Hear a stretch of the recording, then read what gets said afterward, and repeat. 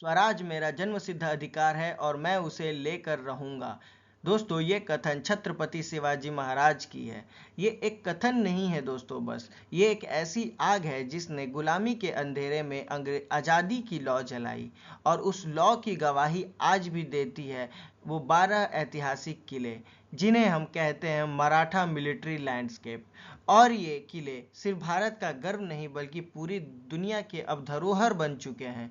UNESCO ने इन्हें भारत का 44वां वर्ल्ड हेरिटेज साइट टैग दे दिया है, क्योंकि ये किले दर्शाते हैं कि किस तरह रणनीति, आत्मनिर्भरता और देशभक्ति से इतिहास रचा जाता है। जुड़े रहिए इस वीडियो के अंत तक, क्योंकि आज हम बात करेंगे उन किलों की जो सिर्फ चट्टानों से नहीं बल्कि शिवाजी महाराज के सपनों से गढ़े गए हैं।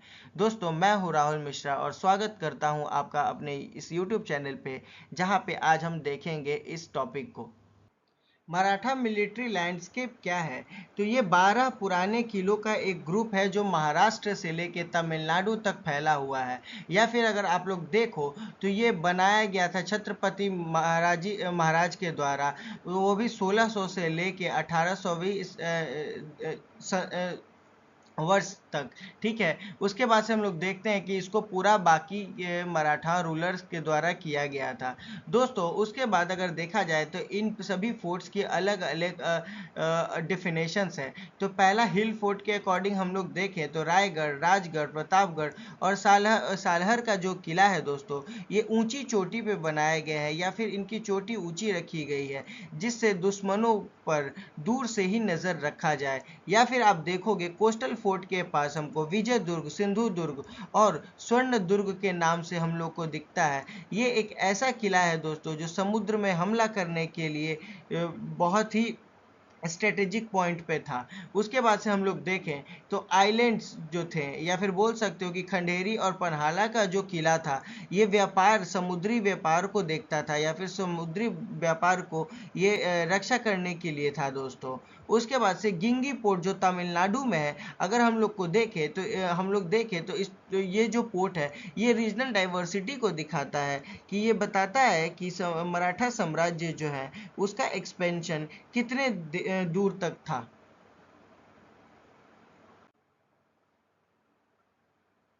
दोस्तों, इन किलों की खासियत क्या है, अब हम इसको जानते हैं। तो ये किले कोई महल या आराम करने की जगह नहीं थे दोस्तों। ये किले थे उस जगह और ज़मीन और मौसम को ध्यान में रख के इसे डिज़ाइन किया गया था। या फिर इनकी कुछ कुछ खास बातें हैं जो कि बताती हैं कि जैसे ये पत्थर, मिट्टी और चूनों से मिलके बने हैं। हर किलो में पानी इकट्ठा करने का एक अपना रिजर्वायर था, अगर छुपे हुए रास्ते थे, या फिर आप बोल सकते हो तो खाना रखने के लिए भंडारण भी हुआ करता था।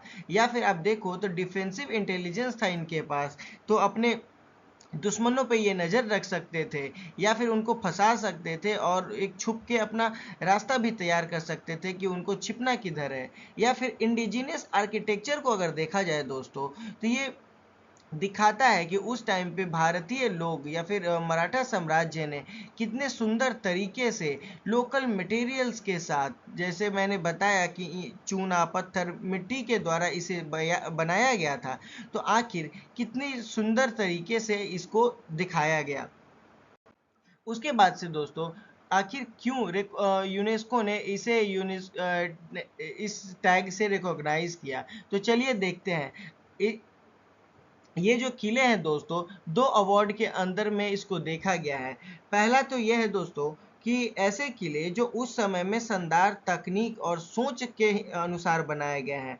इन किलों की बनावट और डिज़ाइन बताती है कि मराठा सेना कितनी समझदारी से अपने मिलिट्री को यूज़ करती थी और मिलिट्री के जो स्ट्रेटेजिक पॉइंट्स थे उसको कैसे ऑपरेट करती थी। उसके बाद से अगर आप देखो दोस्तों, तो यहाँ पे जो दूसरा उनके पास जो क्राइटेरियन 6 के अकॉर्डिंग देखा जाता है, जो पॉइंट था जिसके कारण टैग मिला, उसमें हम लोग देखते हैं कि एक ऐसा स्थान जो इतिहास और भारतीय परंपरा और विचारधारा से जुड़े हुए हैं। इसमें हम लोग देखें दोस्तों, तो ये किले शिवाजी महाराज के स्वराज्य, हिम्मत और आत्मसम्मान के विचार को जिंदा रखता है। इमोशनल और नेशनल इम्पोर्टेंस को देखें तो आप सोचिए दोस्तों कि ये हर एक किला सिर्फ पत्थर का ढांचा नहीं बल्कि बलिदान और शौर्य की कहानी गाता है। इसमें हम लोग देखते हैं कि हर पोर्ट मुगल और ब्रिटिशर्स के अगेंस्ट मराठा का रेसिस्टेंस और इसका गवाह है कि मराठा किस तरीके से खुद को प्रोटेक्ट करती थी। या फिर अगर आप लोग देखिए तो ये सबसे बड़ी बात है, ये लोकल लोगों के लिए एक लेगेसी और सिंबल का चीज़ है, ये कल्चर का प्राइड है दोस्तों। क्योंकि मराठा सिंबल को इस तरीके से इतनी सुंदर टैग के साथ नवाजना ये खुद में बहुत बड़ी बात है। क्योंकि उस जो मराठा साम्राज्य के हीरो हैं या फिर हमारे देश के एक हीरो जो शिवाजी महाराज हैं, ये पूरे भारत को ही नहीं पूरे वर्ल्ड के बेसिस पे या फिर पूरे वर्ल्ड के नज़रिए में देखा जाए तो इनको एक बहुत अच्छा प्राइड मिला है, इनको बहुत अच्छा रिस्पेक्ट मिला है दोस्तों। उसके बाद से आखिर क्यों मैटर करता है इंडिया के लिए ये टैग, या फिर इसके लिए इसकी क्या क्या इम्पोर्टेंस है, तो उसको देखते हैं। तो पहला ये जो यूनेस्को हेरिटेज का जो टैग है दोस्तों, ये नेशनल प्राइड का बात है।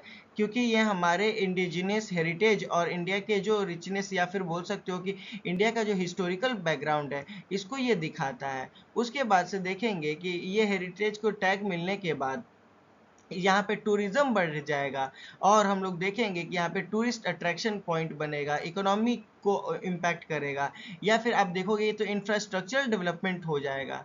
और उसके बाद से हेरिटेज को प्रोटेक्शन करने के लिए भी बहुत सारे नियम लाए जाएंगे, इलीगल कंस्ट्रक्शन को रोका जाएगा और जो डिस्ट्रक्शंस होते थे आसपास में उसको भी नेग्लेक्ट किया जाएगा और रोका जाएगा।